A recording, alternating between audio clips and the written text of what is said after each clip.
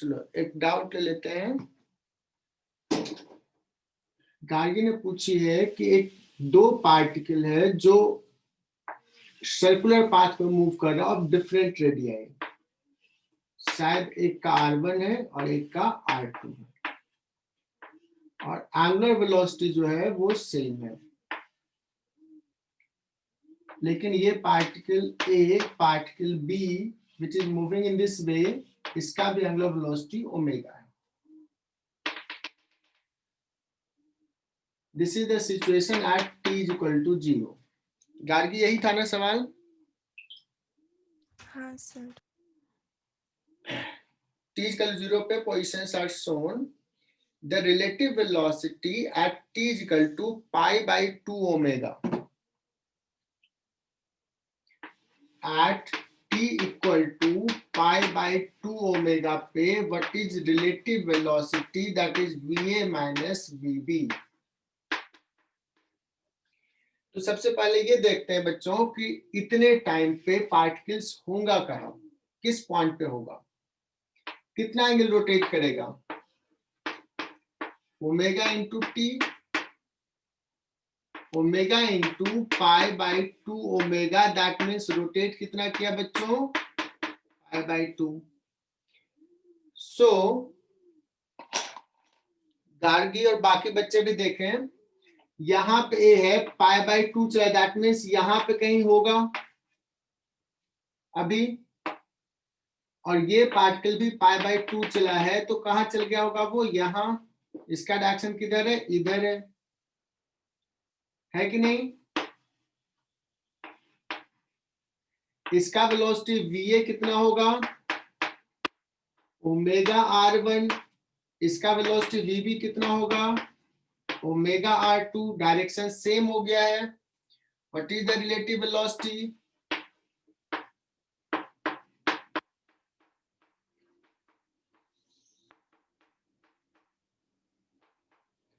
This is equal to omega r2 minus r1 I cap. है क्या कोई option? हाँ।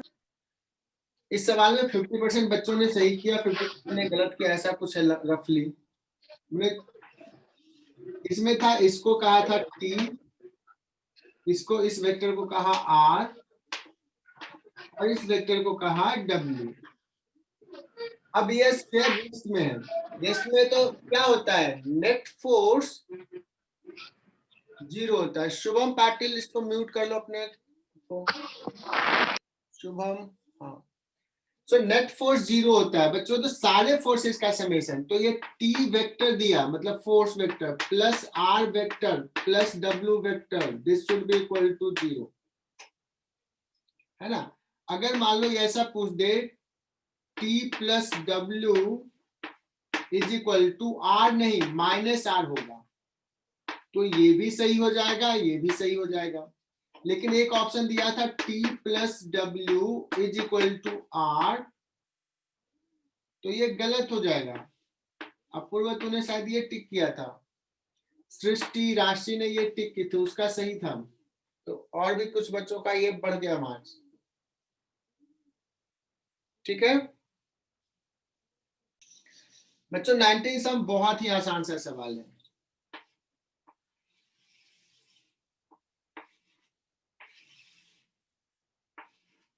यहाँ पे एक पार्टिकल है m मास का, और ये ट्यूब भी है m मास का। बताओ अभी सेंटर ऑफ मास कहाँ है, यहाँ है।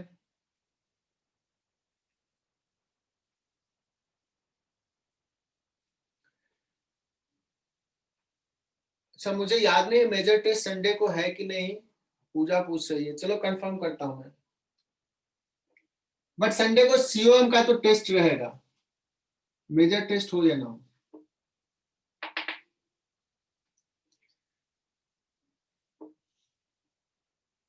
अब ये कह रहा है कि इसको ना थोड़ा सा डिस्प्लेस कर दो, थोड़ा सा डिस्प्लेस कर दो तो ये इधर आएगा, तो क्या ये ट्यूब ऐसे ही रहेगा, स्मूथ सरफेस है, तो बच्चों ये ट्यूब इधर जाएगा, है ना।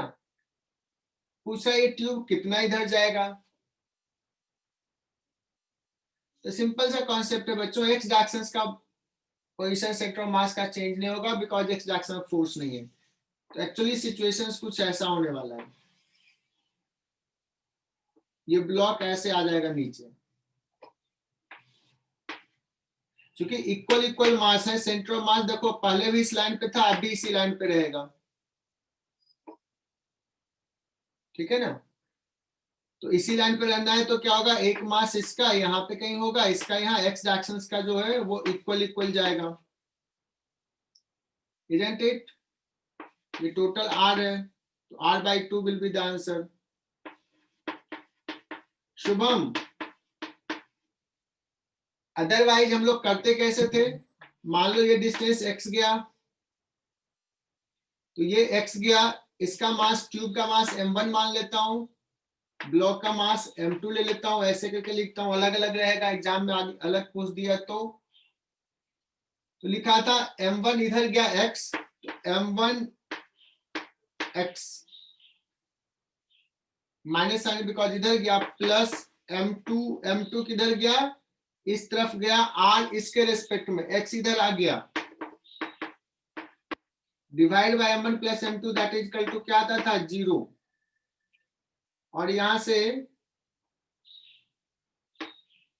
x इज इक्वल टू आ जाता था m2r upon m1 plus m2, चूंकि m1 m2 इक्वल है इसलिए r बाई 2।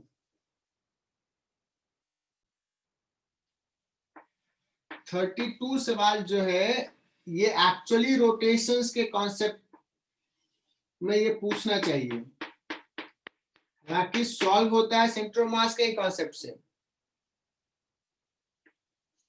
अब कह रहा है कि स्मूथ स्फीयर है, यहां से h डिस्टेंस पे हमने एक फोर्स लगाया, mr वाले बच्चे ज्यादा अच्छे समझ सकते हैं। पूछा है सेंटर का एक्सेशन, मतलब ये सेंटर मतलब सेंटर ऑफ मास का एक्सेशन। तो सिंपल सा क्या बताया था सेंटर ऑफ मास का acceleration, net external force divided by mass, बस। कहोगे सर ये इतना आसान है, किया क्यों है? हाँ बोलो सर, सरफेस से एच हाइट ऊपर बोला। हाँ हाँ सर वो हाँ, उससे कोई मतलब नहीं है, यहां लगाओ यहां लगाओ यहां लगाओ यहां लगाओ, यही रहेगा। सेंटर ऑफ मास का एक्सेशन किस पे डिपेंड करता है, नेट एक्सटर्नल फोर्स पे। अब जब रोटेशंस तुम पढ़ोगे तो तुम्हें पता है कि अगर यहां पे फोर्स लगाएंगे मीट सेंटर से पास करने वाले लाइन पे, है ना, तो ये सिर्फ ट्रांसलेट ट्रांसलेशन करेगा। अगर हम फोर्स थोड़ा ऊपर लगाए तो ये ट्रांसलेट भी करेगा और रोटेट भी करेगा, तो ये रोटेशन में पढ़ना है, क्लियर। तो ये कोई एंगुलर एक्सेशन प्रोड्यूस नहीं करेगा, ये एंगुलर एक्सेशन भी प्रोड्यूस करेगा, बट सेंटर ऑफ मास का एक्सेशन जहां तक सवाल है वो एफ बाई एम ही रहेगा। तभी पूछ लिया तो बता ही देता हूं, मैं भी पढ़ लिया सवाल, तो इतना आसान सा सवाल है 35।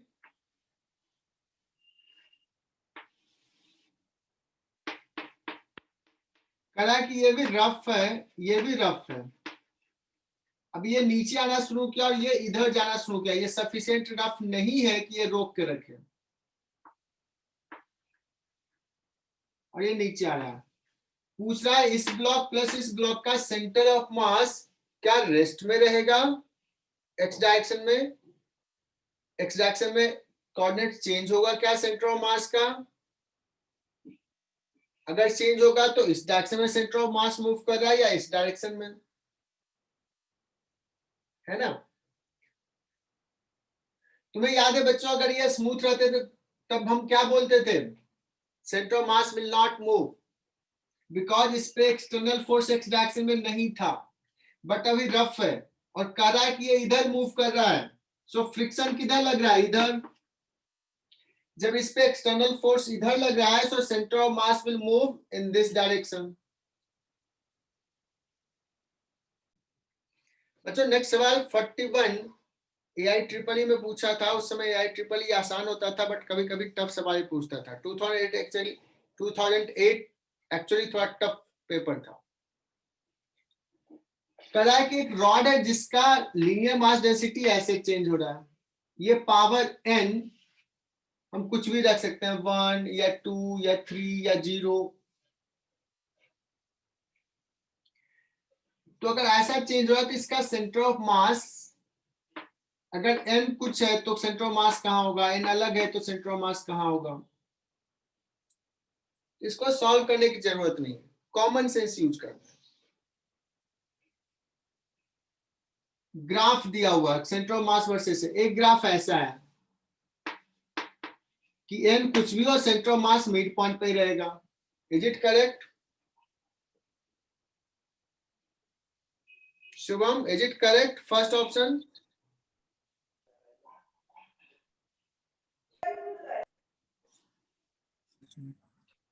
बोलो तो यार, लीनियर मास डेंसिटी अगर बढ़ रहा है x के Yes, sir. साथ, ये यूनिफॉर्म रहता है तो मिड पॉइंट पे होता है।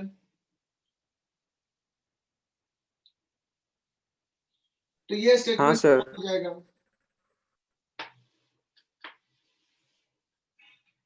अब बताना सेंटर ऑफ मास, अगर n इजकल टू 0 लिया तो L/2 पे रहेगा, ये तो सही है। लेकिन जैसे इसे बढ़ाते जाएंगे पावर, मतलब इस तरफ का डेंसिटी बढ़ते जाएगा, थोड़ा हाइयर रेट से इधर बढ़ेगा। n सपोज क्यूब कर दिया तो यहाँ पे डेंसिटी ज्यादा होगा कंपेयर टू इधर। सो इधर वाले का मास ज्यादा होने लगेगा, सेंटर ऑफ मास इधर आएगा, फिर इधर आएगा, फिर इधर आएगा, फिर इधर आएगा। तो सेंटर ऑफ मास का पोजीशन जो है वो L/2 पे होगा जब n 0 है।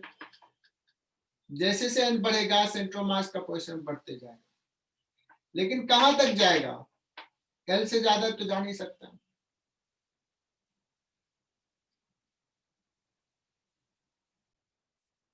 तो बच्चों लास्ट क्लास में हमने क्या डिस्कस किया था,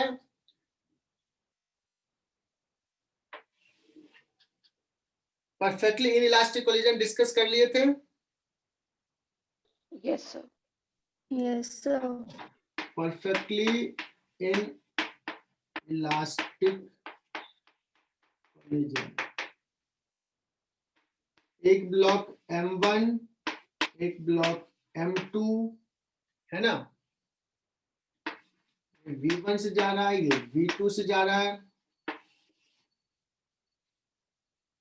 और कोलाइड किया तो ये कंबाइंड साथ साथ मूव करेगा V से, because velocity of separation is 0।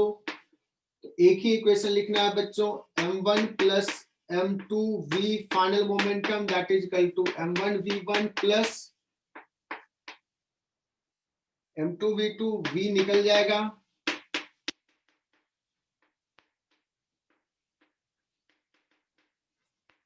और एक और चीज हमने निकालने के लिए कहा था, loss in kinetic energy. Solve किया था क्या?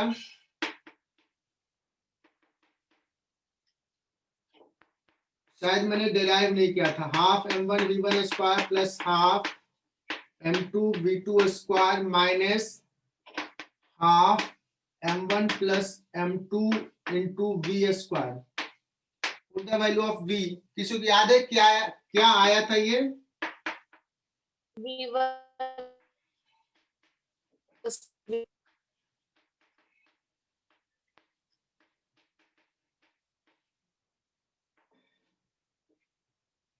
क्या ये आया था क्या?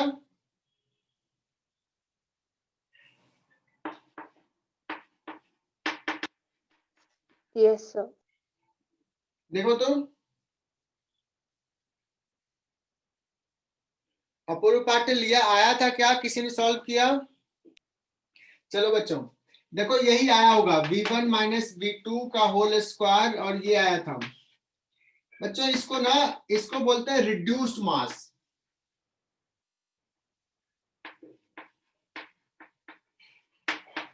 अगर दो पार्ट बॉडी है तो उसको एक बॉडी से रिप्लेस करना होता है ना, तो ऐसे रिप्लेस करते हैं।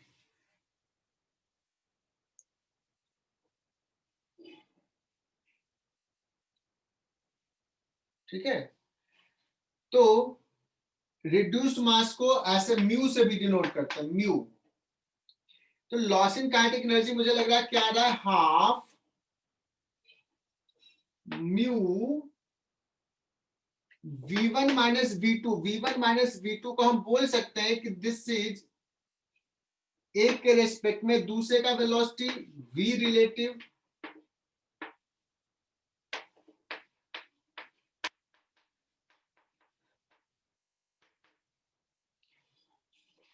तो ये याद कर लो बच्चों।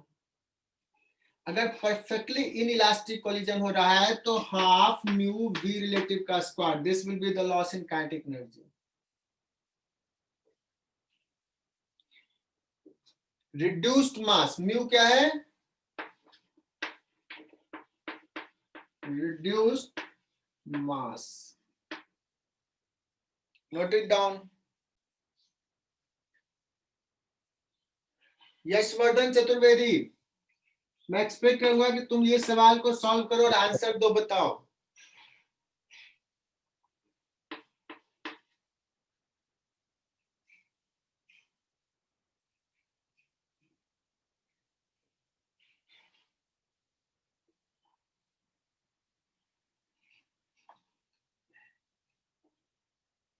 ये मूव कर रहा है, what will be the final velocity after the collision if collision is perfectly inelastic?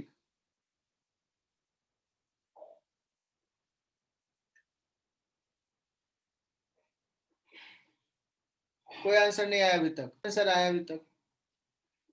Linear momentum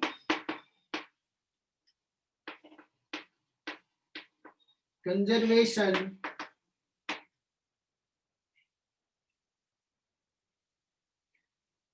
initial linear momentum is 4 kg m into v, और इसका प्लस लिखूं या माइनस लिखूं,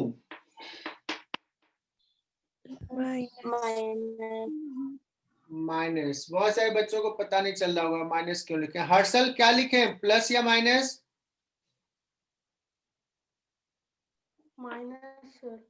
माइनस, बिकॉज डायरेक्शन इधर है और दोनों कंबाइंड सपोज इधर जा रहा है तो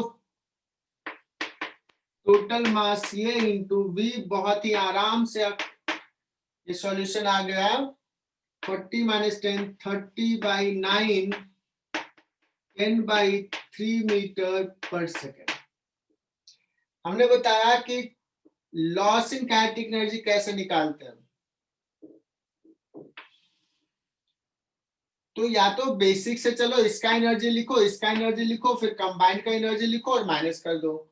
बट मेडिकल बैच है, हमने थोड़ा आसान सा फॉर्मूला बता दिया है, half mu 4 into 5 divided by 4 plus 5 9 into v relative क्या लिखे, 12।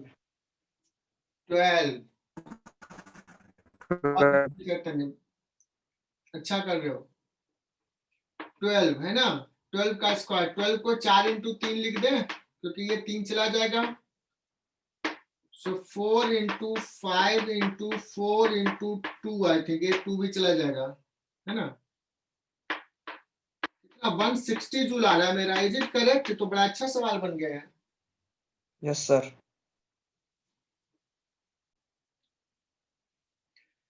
और छोटा सा सवाल लिया हूं, एक ब्लॉक ए है, एक ब्लॉक बी है, सरफेस स्मूथ है, म्यू इक्वल टू 0 है एवरी पॉइंट पे, ये वर्टिकल वॉल है, ब्लॉक का डायमेंशन नेग्लिजिबल लेना है, इसके पास वेलोसिटी v नॉट है, collision is perfectly inelastic, when the B block will hit the wall.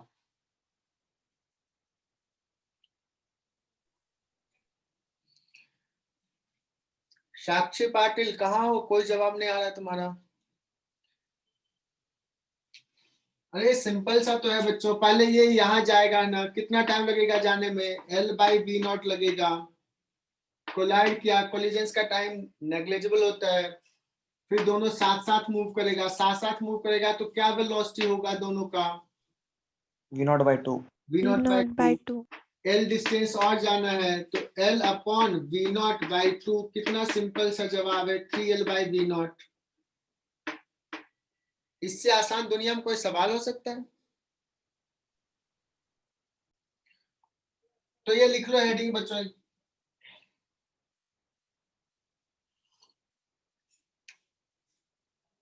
तो मैं ये समझा रहा था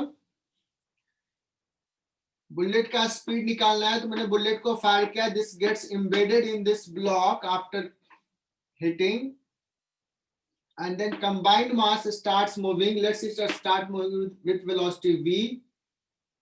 v कैसे निकालेंगे? तो हम लोग निकालेंगे v is equal to capital M plus small m final momentum।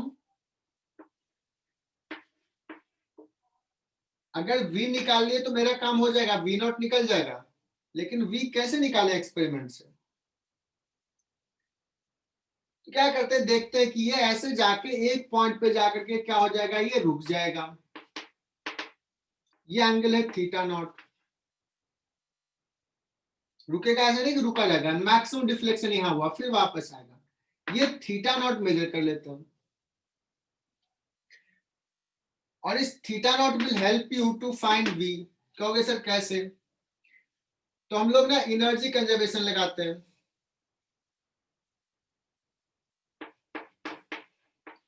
From mechanical energy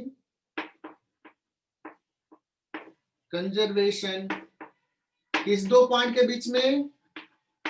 between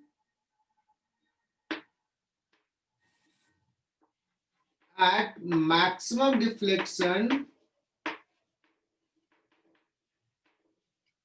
and just after collision। क्योंकि उसके बाद जस्ट आफ्टर कोलिजन के बाद सिर्फ mg का फोर्स लग रहा है, t तो वर्क कर नहीं रहा है, mg कंजर्वेटिव फोर्स है, तो मैकेनिकल एनर्जी कंजर्व रहेगा। कोई कहेगा कि बिफोर कोलिजन और मैक्सिमम डिफ्लेक्शंस पे क्या एनर्जी कंजर्वेशन अप्लाई कर सकते हैं? सृष्टि बताना, क्या मैकेनिकल एनर्जी कंजर्वेशन अप्लाई कर सकते हैं सृष्टि? यहां और यहां के बीच में?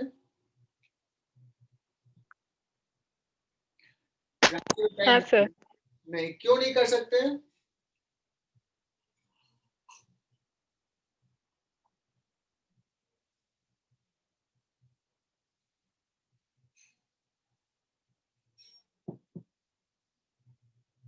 यहां और यहां के बीच में मैकेनिकल एनर्जी कंजर्वेशन अप्लाई नहीं कर सकते हैं। रीजन इज कि जब कोलिजन हो रहा है, कोलिजन परफेक्टली इनइलास्टिक है, there is loss of mechanical energy, but just after collision इसके बीच में अप्लाई कर सकते हैं।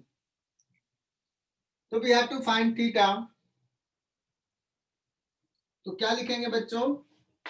Half capital M plus small m और जो कंबाइंड वेलोसिटी है v स्क्वायर, ये काइनेटिक एनर्जी है, यहाँ का काइनेटिक एनर्जी 0 हो जाएगा।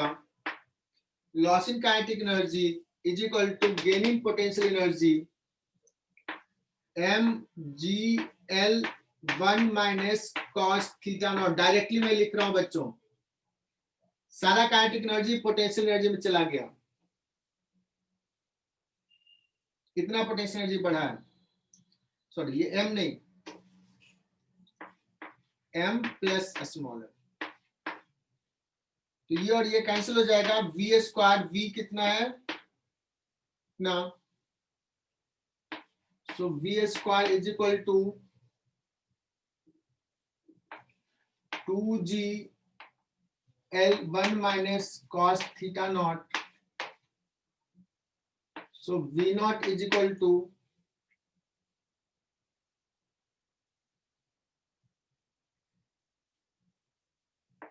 कैपिटल M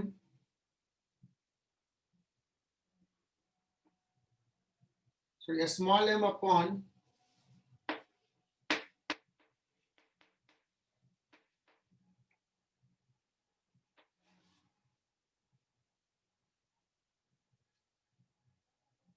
उल्टा आएगा sir.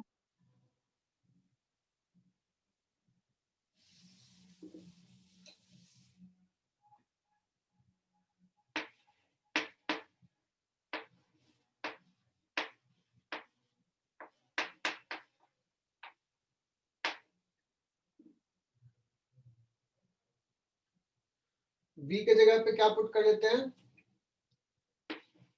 v naught is equal to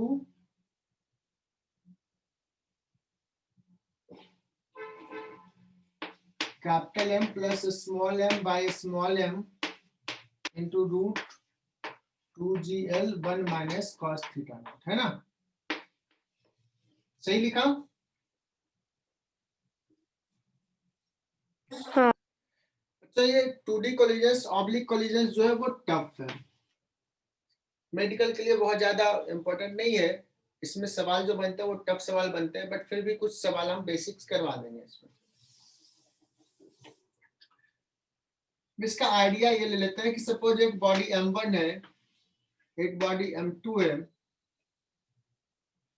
और अगर ये दोनों का लाइन ऑफ मोशन एक ही है, जो फोर्स लगा रहा है उसी डायरेक्शन में लगा रहा है, तो दोनों फिर इसी लाइन पे कन्फाइंड रहेगा, तो ये हो जाएगा वन डायमेंशनल। बट इमेजिन करो कभी सपोज मान लेते हैं कि ये V1 से जा रहा है, ये सपोज इधर V2 से जा रहा है, और दोनों का सेंटर इसी लाइन ऑफ मोशन के लॉन्ग है, दोनों के सेंटर को लाइन ज्वाइन कर दिया, तो वन डायमेंशनल कोलिजन रह जाएगा। बट सोचो कि ये ना थोड़ा सा इसका ओरिएंटेशन ऐसा है, this is moving with velocity v1, this is moving with velocity v2। अब ये एक दूसरे पे कैसे फोर्स लगाया बच्चों, ये किधर लगाएगा, कॉमन नॉर्मल के लो। अगर थोड़ा सा और नीचे रहेगा तो और अलग डायरेक्शन हो जाएगा। मतलब ये ऑब्लिक कोलिजन्स में कैसे कोलाइड कर रहा है, किस ओरिएंटेशन पे कोलाइड कर रहा है, वो भी बहुत इंपॉर्टेंट होगा, उसके अकॉर्डिंगली फाइनल वेलोसिटीज होंगी, है ना? तो ऑब्लिक कोलिजन्स में होता क्या है कि वेलोसिटीज कुछ दिया हुआ, मान लो एक चला गया v1 डैश से इधर एट एंगल θ1, एक दूसरा चला गया v2 डैश से इधर एट एंगल θ2। तो what are the information that we can write, पहला इक्वेशंस लिखेंगे,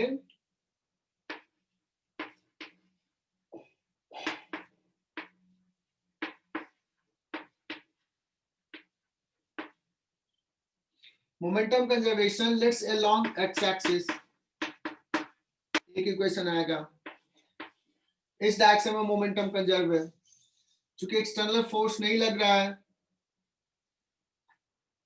इस डायरेक्शन में भी मोमेंटम कंजर्वेशन लिखेंगे, momentum conservation in Y axis, दो इक्वेशन आया। अननोन्स कितने हैं बच्चों, v1 dash, v2 dash, θ1 θ2, 4 unknowns.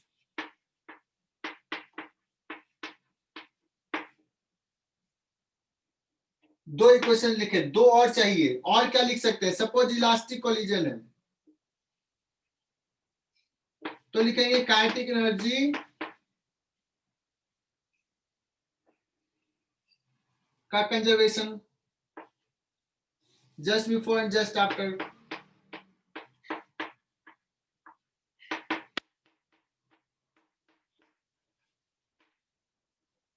और इलास्टिक कोलिजन।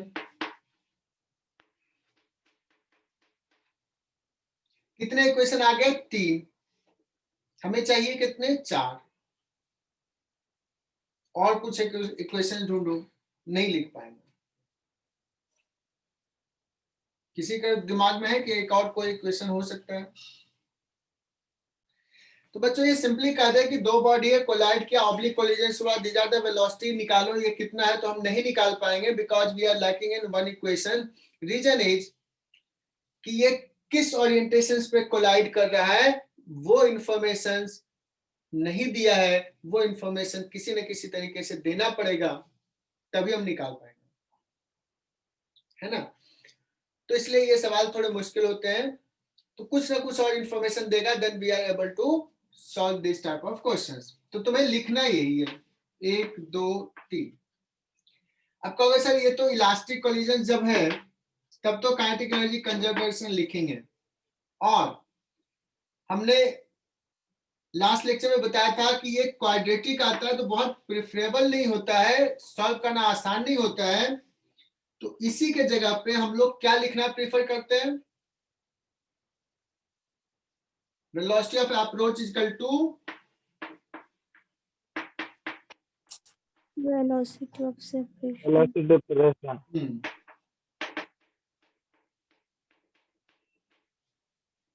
ये लिखना प्रीफर करते हैं. लेकिन अब ऑब्लिक कोलिजन में वेलोसिटी ऑफ अप्रोच और वेलोसिटी ऑफ सेपरेशन कैसे लिखेंगे, ये होगा. अब तो इक्वेशन सब अगर 2 डायमेंशनल मोशन में बच्चों, तो एक इक्वेशन ये, एक इक्वेशन ये y लिखा हूं y डायरेक्शन, और एक ये वाला वेलोसिटी वाला. अगर इनइलास्टिक होगा तो e टाइम्स देंगे, but in this case we have to first define कि how to write velocity of approach, वो हम लोग डिस्कस करेंगे. ओके, तो ये लिख लो इतना, फिर आगे बढ़ते हैं.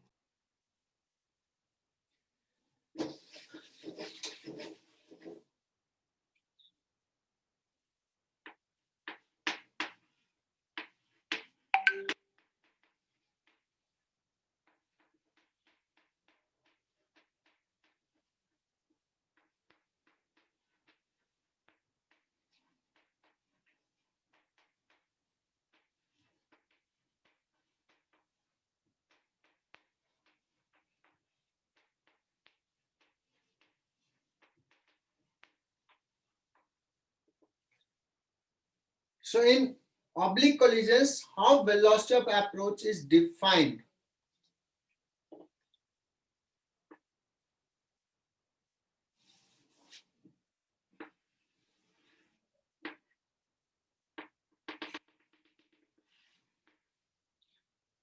बच्चों सपोज ये v नॉट वेलोसिटी से जा रहा है ना, और ये रेस्ट में रखा हुआ था सपोज, और जब कोलाइड किया तो this is line of collision, क्योंकि कॉमन नॉर्मल का ये डायरेक्शन है. तो अगर ये स्फीयर है, एक स्फीयर दूसरे स्फीयर पे, एक बॉडी दूसरे बॉडी पे जो फोर्स लगाया उसी को बोलते हैं लाइन ऑफ कोलिजन.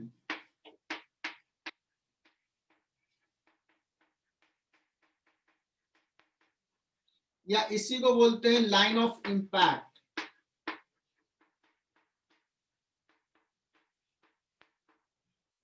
या इसी को बोलते हैं direction of impulsive force. Impulsive force का मतलब एक बॉडी दूसरे बॉडी पे लार्ज फोर्स लगा उसी को बोलते हैं इंपल्स. ये डिस्कस करेंगे. कुछ भी वर्ड यूज कर सकते हैं.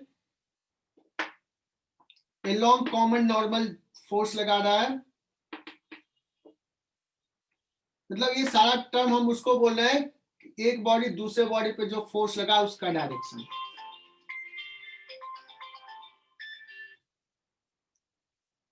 ठीक है.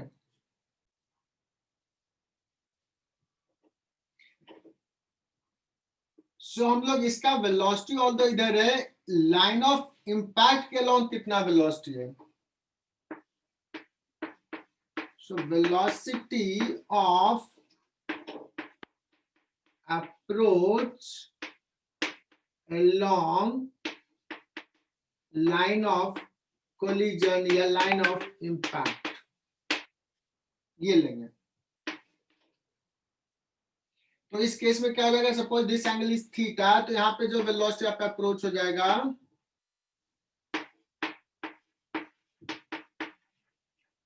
That is equal to v naught cos theta, because ये तो रेस्ट में था. अगर सपोज हॉरिजॉन्टल सरफेस पे एक बॉल आया, ऐसे कोलाइड किया, ऐसे, ये एंगल थीटा पे, तो what is velocity of approach अगर सपोज ये v नॉट है.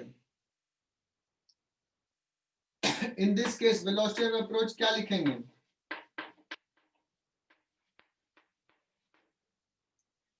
वी नॉट कॉस थीटा या वी नॉट साइन थीटा या वी नॉट, यहाँ पे कोलाइड किया। तो अगर तुम नहीं पढ़ते तो शायद बताते कि सर वी नॉट से आ रहा है। यस वी नॉट से आ रहा है, बट इस पे इंपल्सिव फोर्स जो लगेगा ये सरफेस किधर लगाएगा, इधर, लाइन ऑफ कोलिजन इधर है, तो इस डायरेक्शन में हमें चाहिए velocity. So v cos theta इधर, साइन थीटा इधर, वी साइन थीटा। तो मुझे लगता है कि मैंने ये समझा दिया कि velocity of approach as well as velocity of separation oblique collisions में कैसे लिखेंगे along the line of impact। तो स्टेटमेंट लिख लो।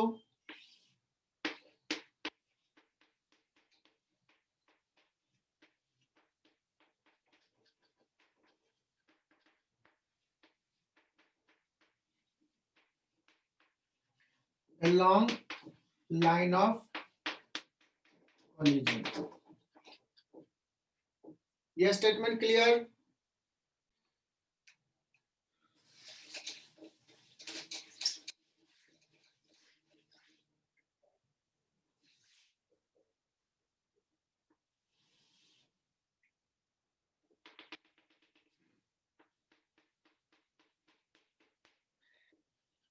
तो बच्चों जो ऑब्लिक कोलिजन्स में जो सवाल पूछ सकता है वो मैं डिस्कस कर रहा हूं, और एकदम अच्छे से ये ध्यान में रखना, ये इंपॉर्टेंट है। ये आ सकता है मेडिकल में। एक बॉल है जो v नॉट वेलोसिटी से हिट किया at angle theta, collision is elastic. अब बताइए सरफेस को हिट किया है तो सरफेस का तो कोई वेलोसिटी में चेंज आएगा नहीं, या दीवार को हिट किया है। तो मैं कह रहा हूं कि सपोज ये रिबाउंड किया है, और सपोज ये रिबाउंड किया है v डैश वेलोसिटी से, और ये एंगल थीटा डैश पे। If collision is elastic then can you prove कि v डैश जो होगा वो v नॉट होगा? कौन बताएगा कि सर हाँ ऐसा होगा? कौन लॉजिक बताएगा?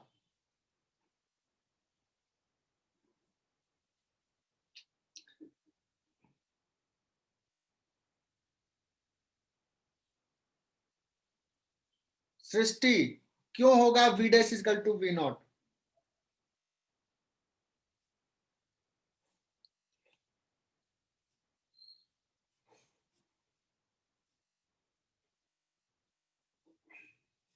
सर क्योंकि सर क्योंकि लिनियर मोमेंटम कंजर्व्ड है। कंजर्व्ड है सरफेस में।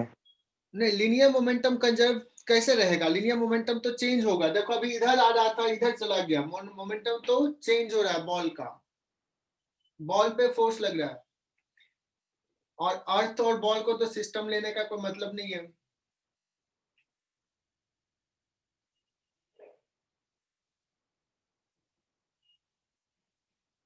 और कोई? सर वो दोनों वेलोसिटी का जो परपेंडिकुलर वाला वो है क्या कंपोनेंट, वो इक्वेट कर देंगे तो आ जाएगा। अच्छा, ये इलास्टिक कोलिजन्स का सबसे बेसिक क्या होता है? क्या कंजर्व रहता है इलास्टिक में? Kinetic energy. Kinetic energy. अगर मैं कहा कि v डैश अलग हो जाएगा तो बताओ, ये सरफेस का तो कोई वेलोसिटी ना पहले था ना बाद में। इसके पास जो काइनेटिक एनर्जी था half m v naught square, और बाद में इसका वेलोसिटी रहेगा half m v dash square. ये इक्वल तभी होगा जब v डैश v नॉट के बराबर है। तो ये कैसे हमने बताया? बिकॉज इलास्टिक है इसलिए काइनेटिक एनर्जी कंजर्व रहेगा।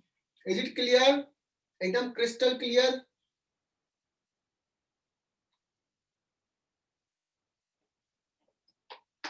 दर्शिता Jain, why it will rebound with the same speed? Krishna Singh ने बताया क्लियर, बहुत बढ़िया कृष्णा। अब मैं बताता हूं theta dash will be theta naught, theta होगा।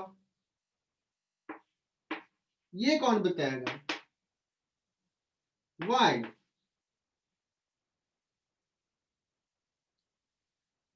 कैसे कंफर्म करोगे theta dash will be theta?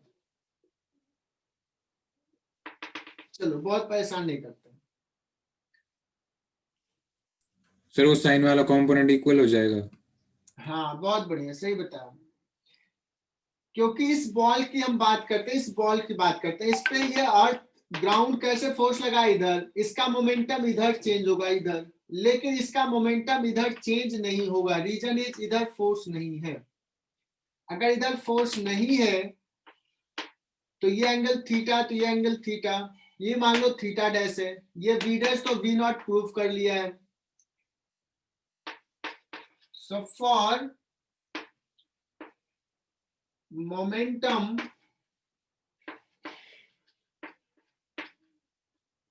conservation along tangential direction, I hope ये क्लियर है। टेंजेंशियल डायरेक्शन मोमेंटम कंजर्व रहेगा। What we will write, m v naught sine theta, जो उसने बताया रोहन ने, m v naught sine theta is equal to m, ये भी तो वी नॉट ही है ना, v dash equal to v naught proof कर लिया था। तो यहां से आ जाएगा theta dash equal to theta. मैं आगे बढ़ू इससे,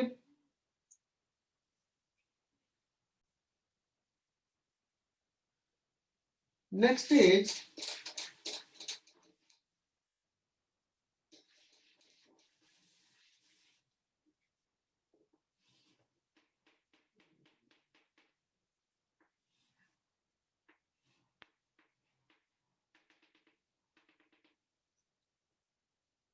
collision is inelastic.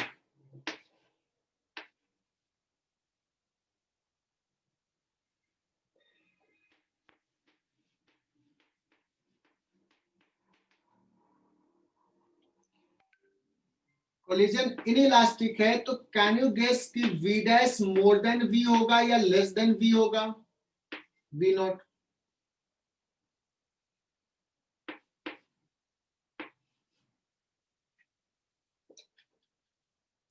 लेस।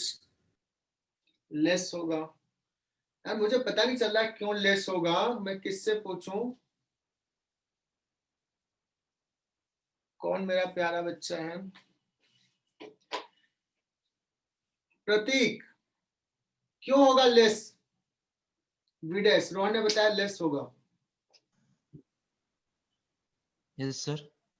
क्यों लेस होगा या v डैश v नॉट से, अगर कोलिजन इनइलास्टिक है तो?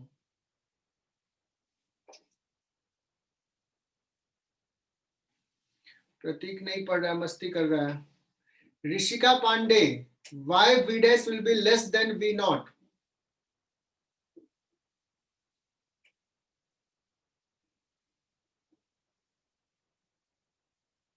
नहीं बताओगे तो आज क्लास यहीं फिनिश हो जाएगा। कौन बता सकता है? विवेक भाई। सर वो इनइलास्टिक है, इसलिए जब वो टकराएगा तो एनर्जी लॉस हो जाएगी, तो जब वो रिफ्लेक्ट करके जाएगा तो वेलोसिटी उसकी कम हो जाएगी। हाँ आप सही बताया बीच में। इनइलास्टिक है तो काइनेटिक एनर्जी का लॉस होगा, काइनेटिक एनर्जी कम होगा, तो इसलिए v डैश v नॉट से कम होगा। कितना सिंपल सा तो जवाब है। चलो बचा लिया तुमने तो। चलो बच्चों ने जवाब दिया कि सर थीटा डैश ना ग्रेटर होगा, एकदम सही जवाब है। रीजन इज, देखो बच्चों, इस बॉल का मोमेंटम इस डायरेक्शन में कंजर्व रखना है, तो अगर ये v डैश v नॉट के बराबर होता तो थीटा डैश थीटा नॉट के इसके बराबर होता। लेकिन ये अगर कम हो रहा है, अगर कम हो रहा है तो ये एंगल बढ़ना पड़ेगा, तभी तो इधर कंपोनेंट इक्वल होगा, है ना? तो लिखेंगे बच्चों m v naught from linear momentum conservation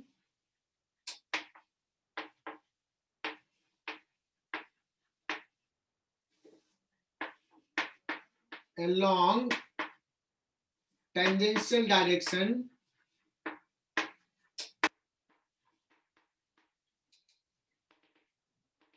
देखो ये एंगल थीटा, तो ये एंगल थीटा, या थीटा नॉट लिख दिया तो थीटा नॉट लेता हूं, है ना। सो वी विल राइट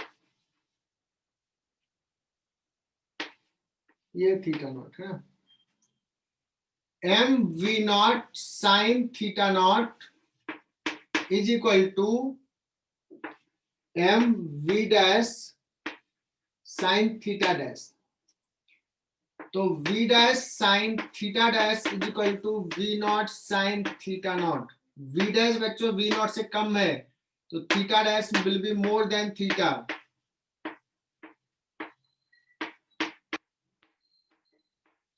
मुझे लगता है आप समझ में आ गया होगा।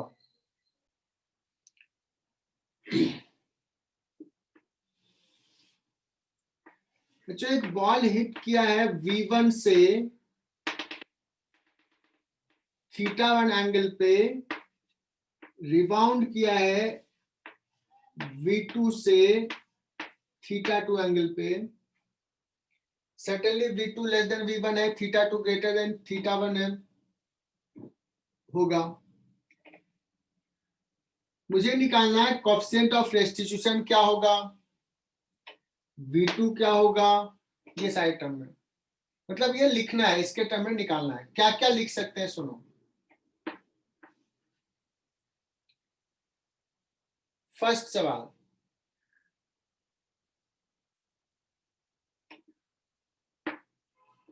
मोमेंटम कंजर्वेशन किधर,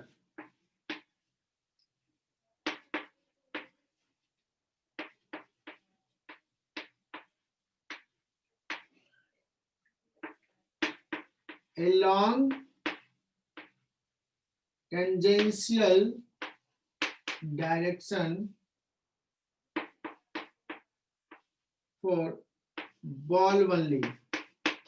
चूंकि बॉल पे फोर्स इधर लगा इसलिए इधर मोमेंटम कंजर्व रहेगा। सो पहला इक्वेशन आ रहा है बच्चों, m देखो ये थीटा 1 है, वेलोसिटी इधर है, m v1 sin theta 1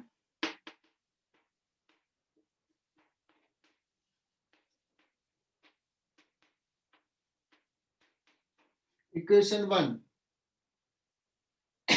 suppose coefficient of restitution E है बच्चों। सो दूसरा equation, what is velocity of approach, V naught cos theta, V1 cos theta 1. velocity of approach is v1 cos theta 1, velocity of separation v2 cos theta 2, because हम लोग लेंगे along the line of impact। अभी समझाया इतना देर, ये equal तब होता है जब इलास्टिक होता है, बट अभी इन इलास्टिक है, तो velocity of separation is equal to E times velocity of approach, E times, है ना। अब ये इक्वेशन हो गया 2, दोनों को डिवाइड कर दो, देखो तो डिवाइड कर दो, tan theta 1 is equal to E times of tan theta 2 आ रहा है क्या, हाँ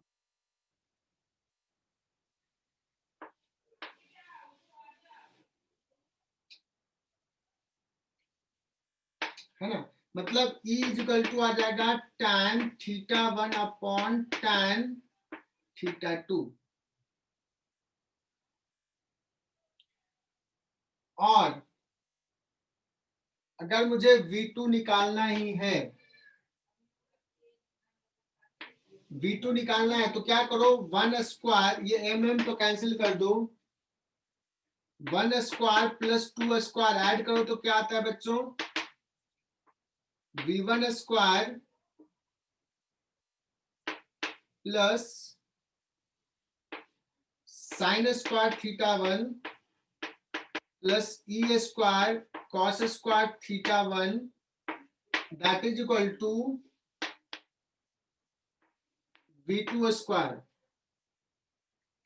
सो V2 इज इक्वल टू क्या आ गया, V1 into root over sine square theta 1 plus E square cos square theta 1।